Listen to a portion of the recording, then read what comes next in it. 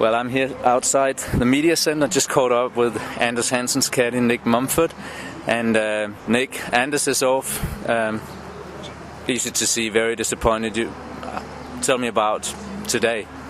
Well, I wouldn't say very disappointed. We're both a little bit disappointed because it's not often you get a chance to win like that, and we did have a very good chance of winning. But when you think on the bigger picture, we came here firstly to have a good week and up our world ranking so that we can get into the match play, and that was mission accomplished. So yeah, we're a little bit sad, but when you look at it, we've done really well, and it was a fantastic week.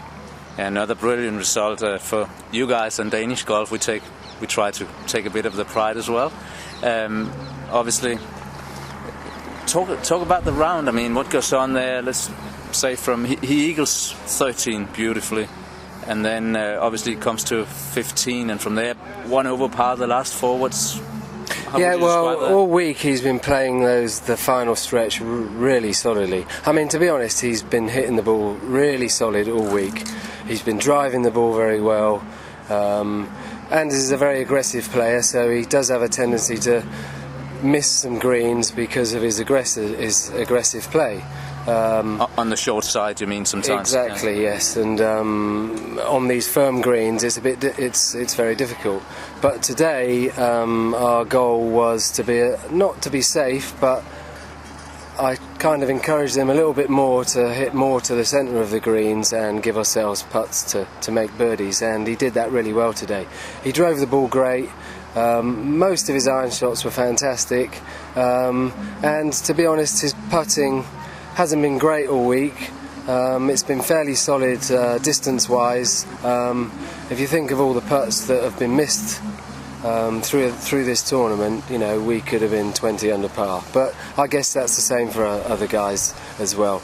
But saying about coming to 15, yeah, it was a difficult decision really. The wind was a little bit tricky, and it was an in-between club. It was a smooth 5-iron or a hard 6-iron, and generally Anders plays the smoother shots really well. So I tried to get him to commit to a smooth 5-iron, but unfortunately it just gusted up right into the wind and came up short of the green.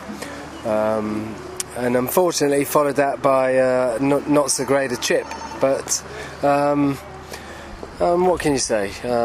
You know, we bogeyed that hole, and then we get on to number 16. He hits a fantastic drive down the middle and a fantastic little 9-iron, perfect yardage, you know, to 10 feet or whatever.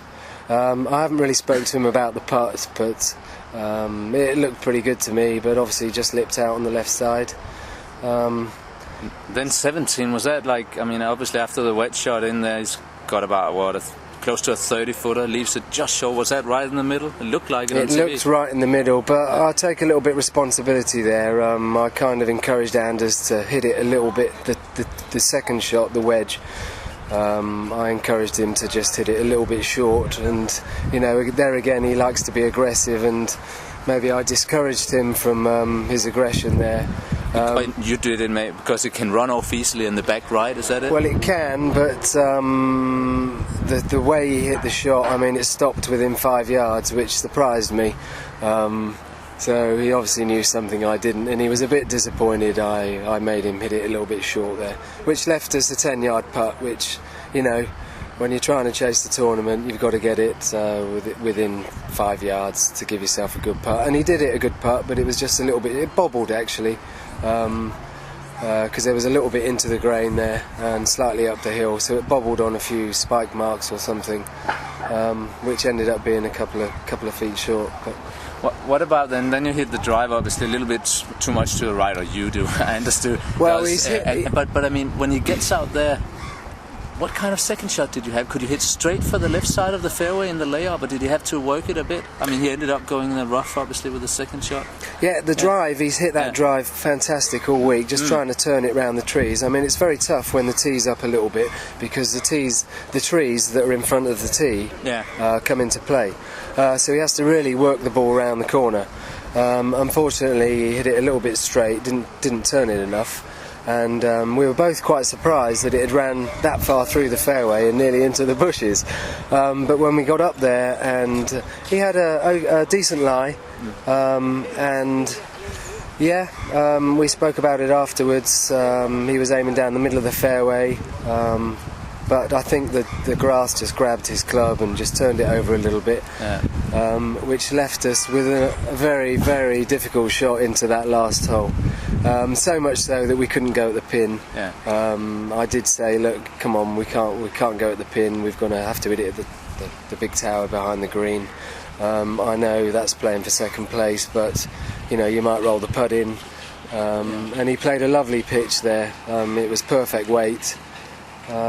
So he did everything right, but it was unfortunate that the layup was in the rough and meant that we couldn't attack the pin.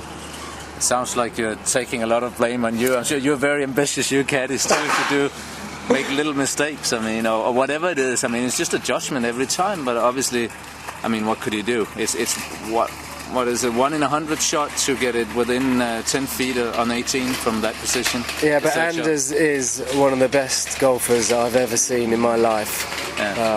His ball control is second to none. He is good enough to hit the shots exactly where you say it.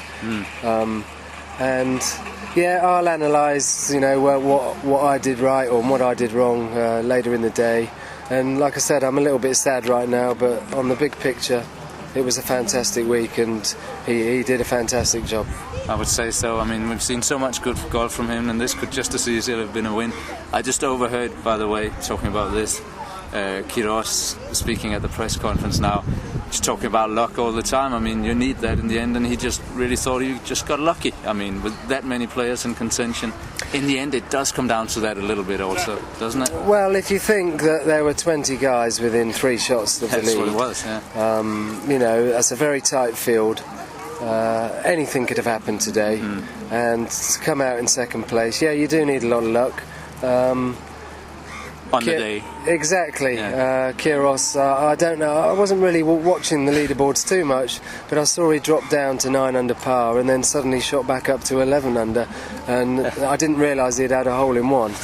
Of course, hole-in-ones always have to be a bit of luck, but it's obviously a fantastic shot, and he fully deserved his win. Of course he did. Best of luck from here. I'm sure we're going to see more wins from you guys. Great. By Anders Hansens. Okay. Thank you very much. Enjoyed it. Thank you.